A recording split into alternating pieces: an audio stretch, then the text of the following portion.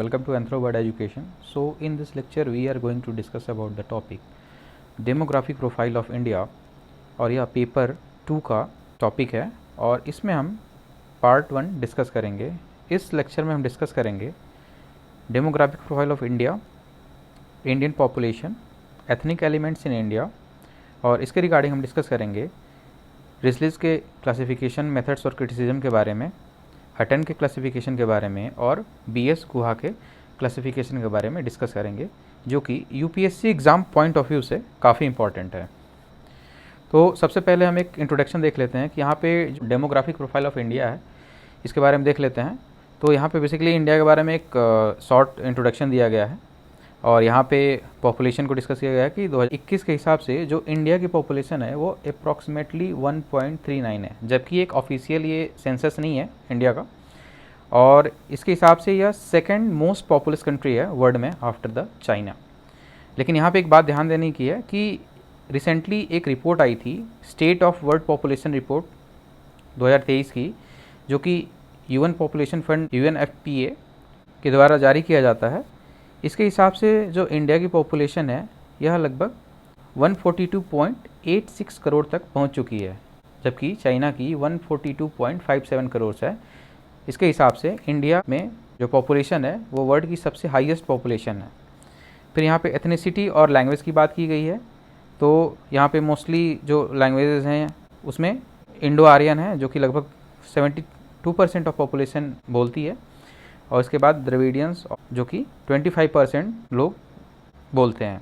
India में लगभग 1600 से ज़्यादा लैंग्वेजेस बोली जाती हैं। फिर रिलीजन की बात कर लें तो जो हिंदुज़म है वो लगभग 79.8% है, उसके बाद इस्लाम है जो 14.2 है, क्रिश्चियनिटी है जो कि 2.3% है और सिखिज़म है 1.7%, बुद्धिज़्म 0.7%, जैनिज़्म 0.4% एंड अदर्स। फिर जेंडर की बात कर लें तो जो सेक्स रेशियो है इंडिया में वो इस डेटा के हिसाब से, ये डेटा चेंज भी हो सकता है, 933 फीमेल्स पर 1000 मेल्स। और यह डेटा शो करता है कि जो फीमेल का जो रेशियो है वो मेल के कंपेयर में कम है, क्योंकि जो रीजन्स हैं वो है gender based discrimination, female infanticide और सेलेक्टिव एबॉर्शन। एज डिस्ट्रीब्यूशन की बात कर लें, इंडिया में रिलेटिवली यंग पॉपुलेशन है जो कि 65% ऑफ द पॉपुलेशन में कंट्रीब्यूट करता है और इसकी वजह से जो एल्डरली पीपल का प्रोपोर्शन है वह इंडिया में बढ़ रहा है। और ये किस वजह से हो रहा है? क्योंकि हेल्थ केयर में जो इम्प्रूवमेंट हुआ है और फर्टिलिटी रेट में जो डिक्लाइन हुआ है, इसकी वजह से जो एल्डरली पीपल का जो रेशियो है वो बढ़ता जा रहा है। अर्बनाइजेशन की बात कर लें तो इंडिया में अर्बनाइजेशन जो है वो रैपिडली इंक्रीज़ हो रहा है। यहाँ लगभग 34% ऑफ द पॉपुलेशन है वो अर्बन एरिया में रहती है एज ऑफ द 2021 और यह एक्सपेक्ट किया जा रहा है कि यह आने वाले सालों में बढ़ती ही जाएगी। फिर हम इंडियन पॉपुलेशन को एक बार यहाँ पे देख लेते हैं तो 2021 के हिसाब से यह 1.39 बिलियन है और ऐसा एक्सपेक्ट किया जा रहा है कि by the 2050 it will reach to around the 1.7 billion. तो ये एक इंट्रोडक्शन है, इसको आप देख लीजिएगा। नेक्स्ट इसमें हम डिस्कस करेंगे एथनिक एलिमेंट्स इन इंडिया। जो इंडिया का डिस्ट्रीब्यूशन है पॉपुलेशन का उसमें हम डिस्कस करेंगे। तो इसके लिए बहुत सारे अटेम्प्ट्स किए गए हैं इंडियन पॉपुलेशन पे on the basis of biogenetic variation. तो सबसे अर्लीस्ट स्टडी हुआ था वो किया गया था H.H. रिजले के द्वारा, जो कि सेंसस कमिश्नर थे फॉर द सेंसस 1901 और इन्होंने इंडियन पॉपुलेशन को डिवाइड किया था 7 कैटेगरीज में और इन्होंने 1915 में ये डिवीज़न किया था। रिजले के इस क्लासिफिकेशन को हम ethnographic classification of Indian races भी कहते हैं। तो ये रेसेस बेसिकली 3 थी मेन। जो पहली थी वो थी Aryan, second one was the Dravidian and third one was the Mongoloid. और इसके बेस पे इन्होंने 7 तरह के डिवीज़न्स किए थे। जो सबसे पहला है ये है तुर्को ईरानियन, जो कि ये बलूचिस्तान और जो फ्रंटियर प्रोविंस है ये वाला जो एरिया है, इस एरिया में ये रेसेस पाए जाते हैं। Second one was the Indo Aryan, इसमें पंजाबीज, राजपूत, जाट्स, कश्मीरी, खत्रीज, तो ये जो एरिया है ये है ये वाला area. Third one is the Scytho Dravidian, जिसमें मराठास, ब्राह्मण्स, कुर्गिज़, तो ये वाला जो एरिया है ये है स्किथो द्रविडियन का। फिर आर्यो द्रविडियन, इसमें पीपल ऑफ यूपी, राजस्थान, बिहार, ये वाला जो एरिया है ये आर्यो द्रविडियन है। Next one is the Mongolo Dravidian, इसमें बंगाली ब्राह्मण्स एंड द कायस्थास, तो ये वाला जो एरिया है ये मंगोलो द्रविडियन है। मंगोलॉयड, इसमें असम के लोग, नेपाल और बर्मा का पॉपुलेशन इंक्लूडेड है, ये वाला जो एरिया है। और द्रविडियन में तमिलनाडु, आंध्र प्रदेश और छोटा नागपुर प्लेटू का एरिया जो कि ये वाला है। तो इस तरीके से यह डिवीज़न किया गया था एच.एस. रिजले के द्वारा।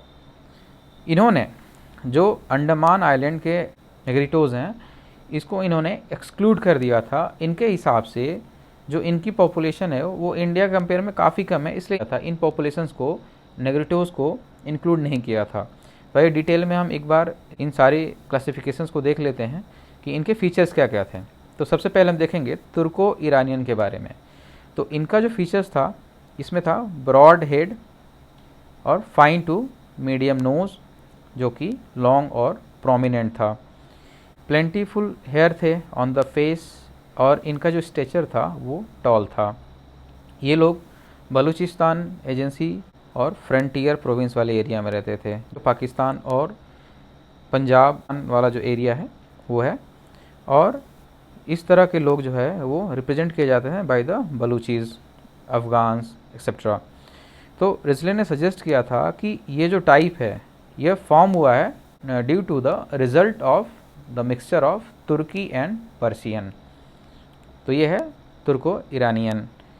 इस क्लासिफिकेशन के लिए आप ना एक काम कर सकते हैं, आप जो है एक साइड में आप इनके रेसेस के नाम लिख लेना और एक टेबल बना लेना, और एक साइड में ना इनके आप फीचर्स लिख लेना, और इस तरीके से आप टेबल बना के जब करोगे तो आपको याद रखने में काफ़ी आसानी रहेगी और आपको ये सारी चीज़ें याद रखनी पड़ेगी, क्योंकि यूपीएससी का जब क्वेश्चन आपसे पूछा जाएगा तो आपको ये सारे ही क्लासिफिकेशन, सारे ही फीचर्स आपको मेंशन करने पड़ेंगे।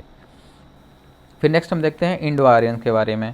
तो इनका जो था लॉन्ग हेड था और यह तुर्को ईरानियन से थोड़े डिफरेंट थे। इनकी नोज़ जो थी वो लॉन्ग थी, नैरो थी और प्रोमिनेंट थी। जो कॉम्प्लेक्शन था वो फेयर था, ये गोरे थे, गोरे हैं मतलब।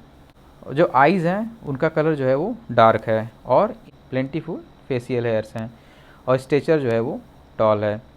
जो इस टाइप का जो पॉपुलेशन है वो बेसिकली राजपूताना, पंजाब और वैली ऑफ कश्मीर में पाया जाता है।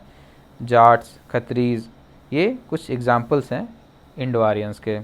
अब स्किथियो द्रविडियंस की बात कर लेते हैं। तो इनका जो हेड था वो मीडियम टू ब्रॉड था, नोज जो था वो मीडियम है, और इनका फेयर कॉम्प्लेक्शन है, और इनके फेस और बॉडी पे स्कैंटी एयर्स हैं। इनका जो स्ट्रेचर है वो मीडियम है, और यह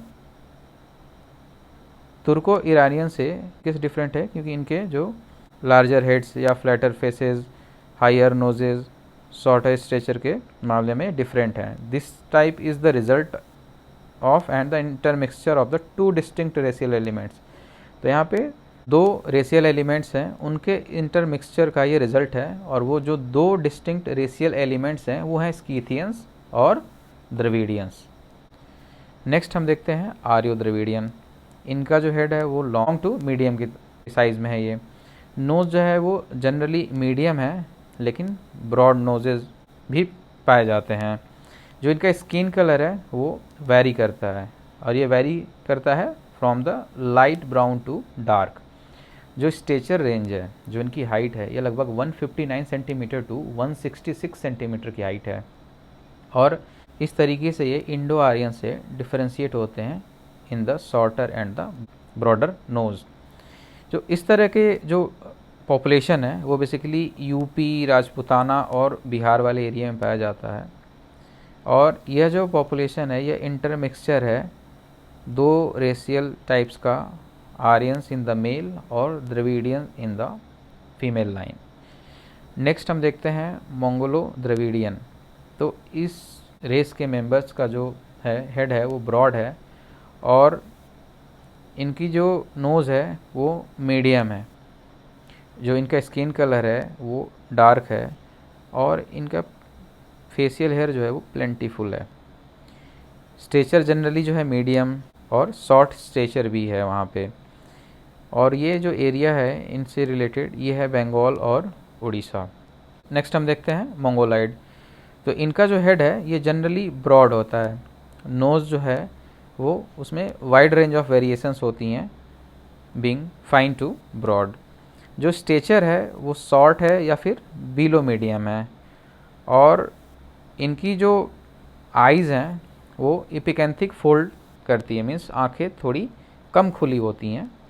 जो स्किन कलर है वो डार्क है विद द येलोइश टिंज, और उनके फेस और बॉडी पे जो हेयर है वो स्कैंटी है। जो एरिया है जहाँ पे ये पॉपुलेशन पाई जाती है ये है असम, नेपाल और बर्मा।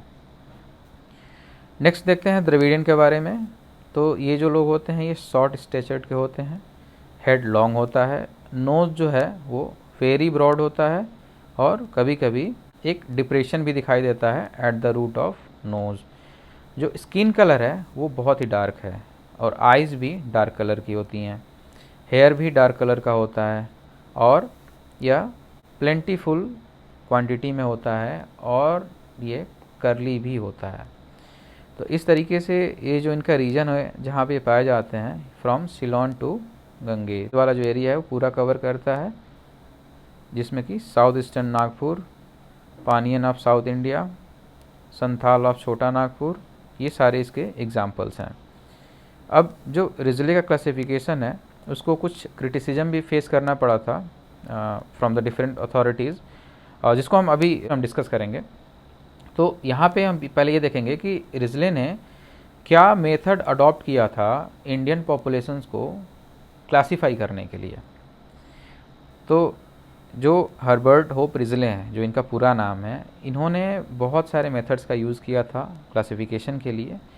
जो सबसे पहला था वो था एंथ्रोपोमेट्रिक मेज़रमेंट्स। तो जो रिजले थे वो हैविली रिलाइड थे on the physical measurement to categorise and classify the different population.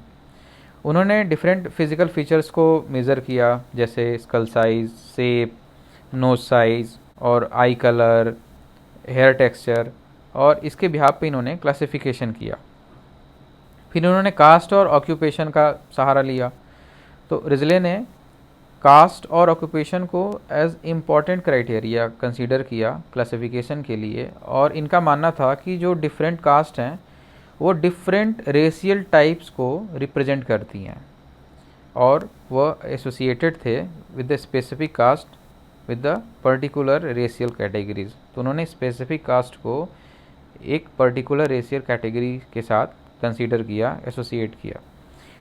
इनका अप्रोच जो है वो सोशल स्टेटस और ऑक्यूपेशन को रेशियल क्लासिफिकेशन के साथ लिंक किया, reinforcing the social hierarchies and discriminatory practices। जो थर्ड मेथड था वो था एथनोग्राफिक सर्वेज। तो इन्होंने एक्सटेंसिव एथनोग्राफिक सर्वेज कंडक्ट कराए to gather the data on the different communities and their social, cultural and linguistic practices. और ये जो सर्वेज थे, जो इन्फॉर्मेशन गैदर की वो था कस्टम्स, रिचुअल्स, लैंग्वेजेस और सोशल ऑर्गेनाइजेशंस के बारे में। जबकि जो इनका इंटरप्रिटेशन था या जनरलाइजेशन था वो इन सर्वेज से लिया गया था, जो कि influence the prevailing racial biases and assumptions of the time. तो यहाँ पे कहीं ना कहीं एक रेशियल बायसनेस देखने को मिली थी। फील्ड ऑब्जर्वेशन हुआ, तो इन्होंने फील्ड वर्क कंडक्ट किया, और इन्होंने डायरेक्ट ऑब्जर्वेशन भी किया था वेरियस कम्युनिटीज़ का across the different regions of the India. और इन्होंने एग्जामाइन किया कि जो फिज़िकल कैरेक्टरिस्टिक्स होते हैं, जो कल्चरल प्रैक्टिसेस होते हैं, ये जो सोशल इंटरेक्शंस होता है डिफरेंट ग्रुप्स का, इसको इन्होंने एग्जामिन किया, और इसके बेस पे इन्होंने अपना कैटेगराइजेशन और क्लासिफिकेशन दिया। फिर next one is the comparative studies. इस मेथड से इन्होंने बहुत सारे फिज़िकल कैरेक्टरिस्टिक्स और other attributes of Indian populations को कंपेयर किया with their racial groups of the world. और इसके बिहाफ पर इन्होंने जो एग्जिस्टिंग रेशियल थ्योरीज थी, इन्होंने कंक्लूजन निकाला about the hierarchy of the different Indian races. तो इस तरीके से इन्होंने कंपेरेटिव स्टडी किया, इन्होंने वर्ल्ड के डिफरेंट एथनिक ग्रुप्स के साथ कंपेयर किया इंडियन पॉपुलेशंस को, और उसके बिहाफ पर इन्होंने क्लासिफिकेशन किया। जो हायरार्किकल क्लासिफिकेशन की बात कर लें तो यहाँ पर भी इन्होंने उस ऑब्जर्वेशन और मेजरमेंट के बेस पे एक हायरार्किकल क्लासिफिकेशन सिस्टम किया, जिसके बेस पे इन्होंने डिफरेंट रेशियल ग्रुप्स को रैंक किया, और वो भी किस बिहाफ पे था, उनकी सुपीरियरिटी या इन्फीरियरिटी के बेस पे। तो इस तरीके से जो क्लासिफिकेशन है इसको बोला जाता है Aryan race at the top और Dravidian race at the bottom, क्योंकि यहाँ पे इन्होंने आर्यन रेस को कंसीडर किया था सुपीरियर और द्रविडियन रेस को कंसीडर किया था इन्फीरियर। तो इसके बेस पे इन्होंने क्लासिफिकेशन किया था। अब इनके क्लासिफिकेशंस के क्रिटिसिजम्स भी हैं कि इन्होंने रेशियल बायसनेस किया था, जो कैटेगरीज थी वो सिंपलिस्टिक और आर्बिट्रेरी कैटेगरीज थी। यहाँ पे लैक ऑफ साइंटिफिक बेसिस था कि उन्होंने साइंटिफिक बेसिस को कंसीडर नहीं किया, उन्होंने एक जनरल फॉर्मेशन थी उसको यूज़ किया और इसके बेस पे इन्होंने इंडियन पॉपुलेशन को डिवाइड किया। फिर यहाँ पे सोशल और पॉलिटिकल इम्प्लिकेशन था, जो कल्चरल सेंसिटिविटी होनी चाहिए while considering the population of India, इन्होंने इसको इग्नोर किया और इन्होंने इनसेंसिटिविटी दिखाई कल्चर को लेकर के, और इसके बिहाफ पे इन्होंने रेशियल क्लासिफिकेशन किया। तो ये क्रिटिसिजम्स थे, मैंने इसको शॉर्ट में बता दिया है, आप आराम से इसको पढ़ लेना और अपने नोट्स में नोट डाउन कर लेना। नेक्स्ट क्लासिफिकेशन देखेंगे हेडन के बारे में, हालांकि ये बहुत ज़्यादा इंपॉर्टेंट नहीं है हेडन और हटन का, लेकिन आपको पता होना चाहिए।